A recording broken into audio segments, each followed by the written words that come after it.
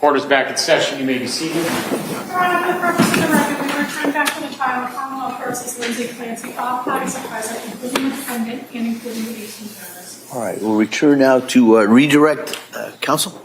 Thank you.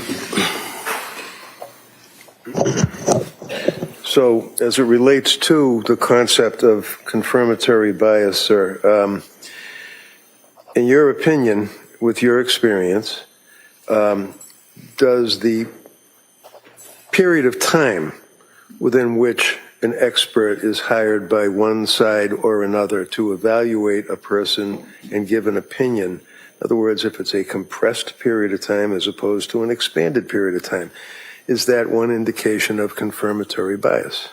Objection. Overruled. It depends on the examiner and the situation. It can be, but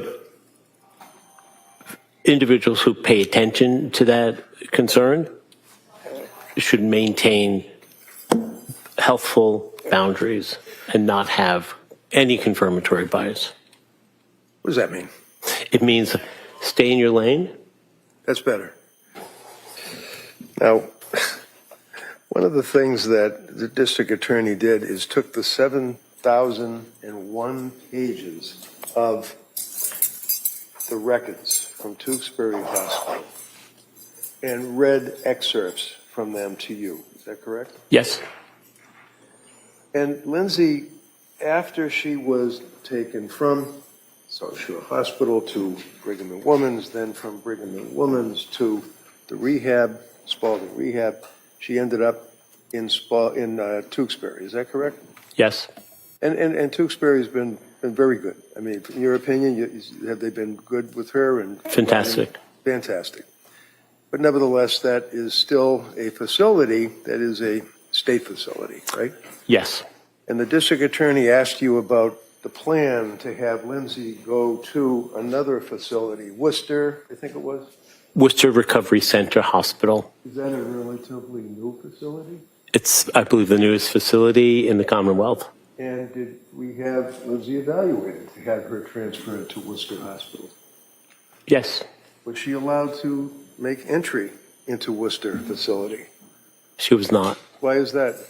She was not allowed because she was not allowed because she has pending criminal charges. That'd be this case here, right? That's this case here. And the district attorney took the 7,000 pages in one of the records and apparently went through them to the anniversary of the death of her 3 children, correct? Yes. Went through them to highlight each birthday of her 3 children. Is that correct? Yes. In your opinion, you've been in a lot of mental institutions and facilities in the Commonwealth and out of the state, correct? Yes. Is it your understanding to a reasonable degree of medical certainty that the fact that a woman who is paralyzed is propelling herself down the hall from one room to another is indicative of anything? Not at all. How about the fact that her mother and father, who have been with her for 3 years and practically missed not one day of sitting with her and bringing her dinner or lunch, is that something that would be indicative of undercutting the fact that the woman was suffering from mental disease or defect? That's indicative of love. And How about the fact that she's talking to other inmates or people that are patients? And in your review of the records, would you tell us your opinion as to her level and degree of popularity, bluntly, in that particular ward? she is extremely well regarded and well liked on that unit by everyone. Overruled. How about in reviewing the records, I didn't hear that she's laughing and partying and having a good time while she's in the Tewksbury Hospital. Did you see anything like that? No, Lindsay Clancy has bad days and worse days. And when you speak with her and meet with her, doctor, has she ever mentioned her children? Because apparently, according to the questioning that you underwent, she never talks about her kids. She does speak about her children. What does she say? She really loves them and misses them and thinks of them every single day, almost every moment of the day. And finally, Doctor, I'm holding up what has been marked as Exhibit 1, or I don't know, for identification. Have you seen this before? Yes, I have. And in your dealing with Lindsay and interview of collateral contacts such as Patrick, do you know what that is? Yes, I do. What is it? This is called a wish vase. And what does that mean, and what is it?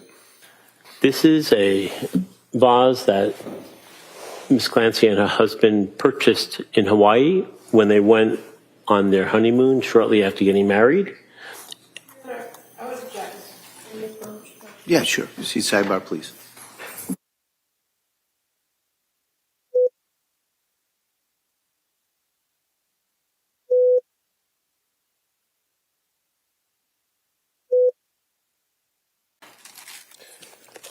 Your Honor, I would hand this to Chrissy to have it marked in the exhibit. All right. Over the Commonwealth's objection, that may be admitted. 285. Thank you very much. All right. Commonwealth? Very briefly, please. Doctor, how many defendants that you've evaluated for criminal responsibility have you spent 35 hours evaluating? One Is that other person. And however, how many other defendants have you evaluated that you've testified that you care deeply for them?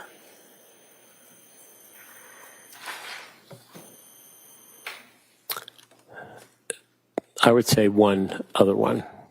And how many other defendants have you given press conferences about? None. And how many other defendants that you've evaluated have you gone back every day until the lockup to check on? I was sequestered on all those other trials. I was not even allowed in the court.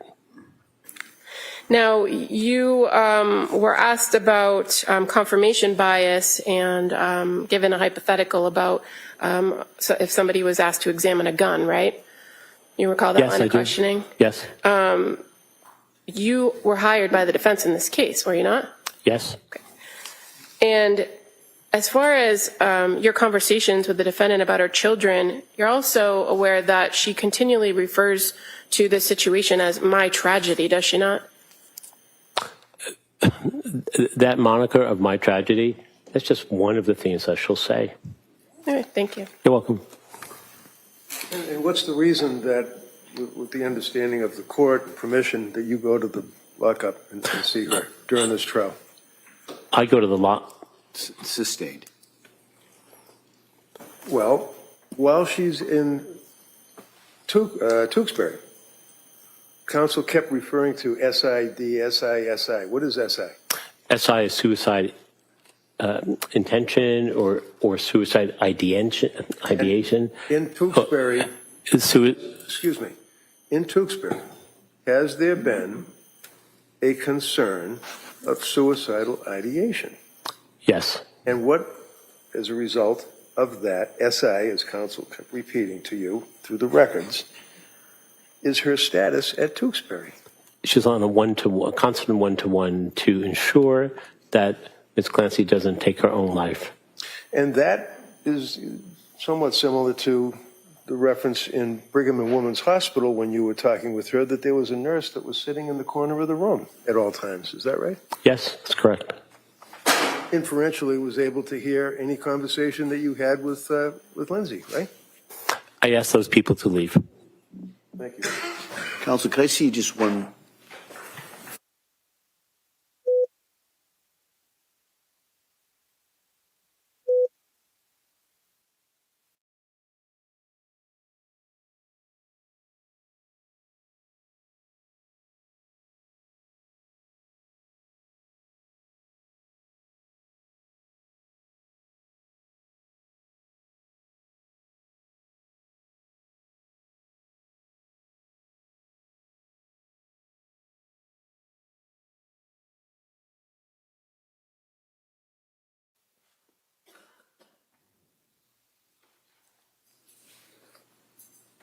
So finally, I will ask you again, what, to your understanding, is the purpose of you during this trial going back, as the counsel asked you about, to the lockup with Lindsay?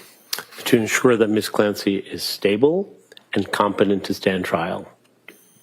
Any concerns as far as her SI? She's in good hands at the moment, but there's always a concern that sits directly below the surface. Thank you. You're welcome. Attorney Buckingham, please. Dr. Zeizel, in 3 years, she's never made an attempt to harm herself, has she? Other than January 24th of 2023. No. Thank you. All right. Anything further? Questions, Judge? Thank you. All right, thank you, Doctor. Thank you, Your Honor.